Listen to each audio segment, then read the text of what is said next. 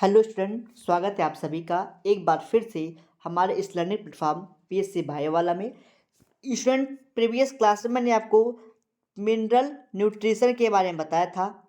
आज उसी mineral nutrition में मैंने आपको मैक्रो और माइक्रो मिनरल न्यूट्रिशन या फिर मिनरल न्यूट्रिएंट के बारे में, या फिर आप कह सकते हैं कि मैक्रो न्यूट्रिएंट या माइक्रो न्यूट्रिएंट के बारे में बताया था।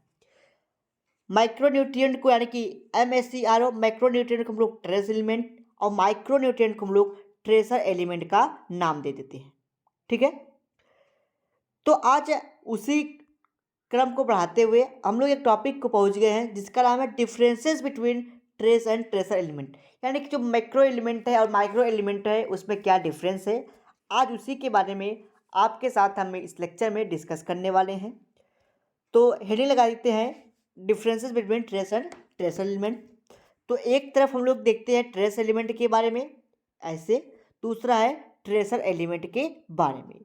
ठीक है, ट्रेस एलिमेंट को हम लोग क्या बोलते हैं, माइक्रो न्यूट्रिएंट, और ट्रेसर एलिमेंट को हम लोग कहते हैं मैक्रो न्यूट्रिएंट। ठीक है, तो अब बात आती है माइक्रो न्यूट्रिएंट क्या होता है और मैक्रो न्यूट्रिएंट क्या होता है। यानी कि ऐसा न्यूट्रिएंट जो प्लांट को कम मात्रा में आवश्यकता हो उसको माइक्रो न्यूट्रिएंट, कम मात्रा का मतलब 100 ml से कम की आवश्यकता हो, और ऐसा न्यूट्रिएंट जिसको ज़्यादा मात्रा में हो उसको मैक्रो न्यूट्रिएंट, यानी कि जिसको 100 ml से ज़्यादा की आवश्यकता हो पर लीटर में, 1 लीटर में। ठीक है, फिर आता है आपका पहला पॉइंट है इसमें, these are micro nutrient and require for plant root, जो कि प्लांट के रूट से एब्जॉर्ब करता है और इसको कम मात्रा में आवश्यकता होती है। ठीक है, अब ये क्या कर रहा है, these are radioactive isotope required for the detection of metabolic activity of pathway. ठीक है, ये क्या करते हैं, जैसे जो रेडियो एक्टिव आइसोट्रोप है इसका उपयोग हम लोग डिटेक्शन में करते हैं। जैसे आप लोग देखते हैं एक फोटोसिंथेसिस जब क्रिया आप देखते हैं, ठीक है, तो आप लोग देखते हैं कि C6H12O6 के द्वारा, ठीक है, जब कार्बोहाइड्रेट बनता है, ठीक है, C6H12O6, ठीक है, H12O6 ये किसके द्वारा बना था, और दूसरा होता है आपका O2, ये प्रोडक्ट में आपको मिलता है। अब ये O2 किसके द्वारा बना था, ये कार्बोहाइड्रेट किसके द्वारा बना था, ये रेडियो एक्टिव आइसोट्रोप के द्वारा डिटेक्ट किया जाता है, पहचाना जाता है कि किस रास्ते से हो करके जो कि प्लांट जो है कि O2 का फॉर्मेशन करता है कि CO2 का फॉर्मेशन किस एलिमेंट के द्वारा करता है, इसको जानने के लिए, ठीक है, इसको जानने के लिए आइसोट्रोप की आवश्यकता पड़ती है। दूसरा आता है, आगे इस बात पे हम लोग अच्छे से डिस्कशन करेंगे जब आपको हम पढ़ाएंगे फोटोसिंथेसिस को। जब फोटोसिंथेसिस पढ़ाएंगे तब इस चीज़ को आपको अच्छे से हम लोग बताएंगे। ठीक, the trace element are micronutrient include zinc, boron, zinc, copper, magnesium, molybdenum, chlorine और निकिल। ट्रेसर एलिमेंट में ये सारे एलिमेंट आते हैं। जो ट्रेस एलिमेंट में, ट्रेसर में क्या कौन कौन से आते हैं, आइसोटोप्स आते हैं, C14, C18, O18, Mg28, P32, ये सब आते हैं। These are required in small amount, जो ये होते हैं इसको कम मात्रा में चाहिए होता है, और माइक्रोन्यूट्रिएंट को प्लांट को ज़्यादा मात्रा में चाहिए होता है।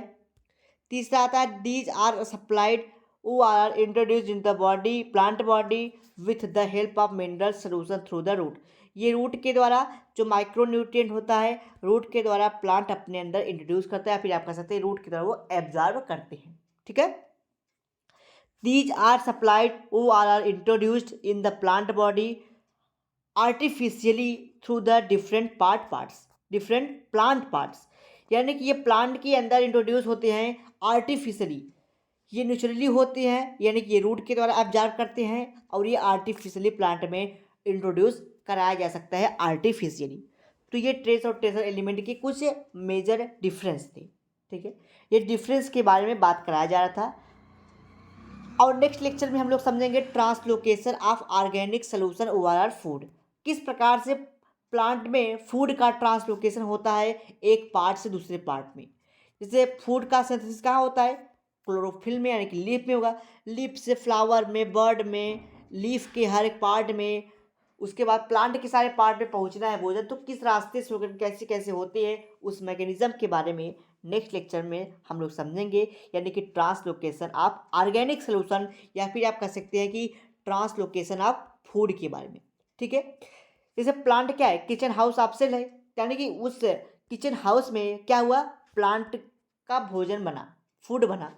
अब फूड को रूट तक जाना है, स्टेम में पहुंचना है, लीफ में पहुंचना है, लीफ के साथ साथ फ्लावर में, फ्रूट में, बर्ड में, तो हर एक पार्ट में पहुंचना है। कैसे कैसे होता है, कैसे कैसे जाता है, इन सब के बारे में नेक्स्ट लेक्चर में हम आपके साथ डिस्कशन करेंगे।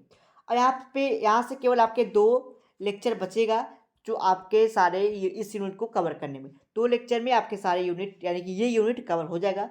फिर हम लोग थर्ड यूनिट स्टार्ट करेंगे, नेक्स्ट यूनिट स्टार्ट करेंगे जो आपको पढ़ना होगा। ठीक है, तो ये पूरा रहा आपके किसके बारे में, डिफरेंसेस बिटवीन ट्रांसलोकेशन या फिर ट्रेस और ट्रेसर एलिमेंट के बारे में। ठीक है, तो चलिए मिलते हैं अगले लेक्चर में नए टॉपिक के साथ।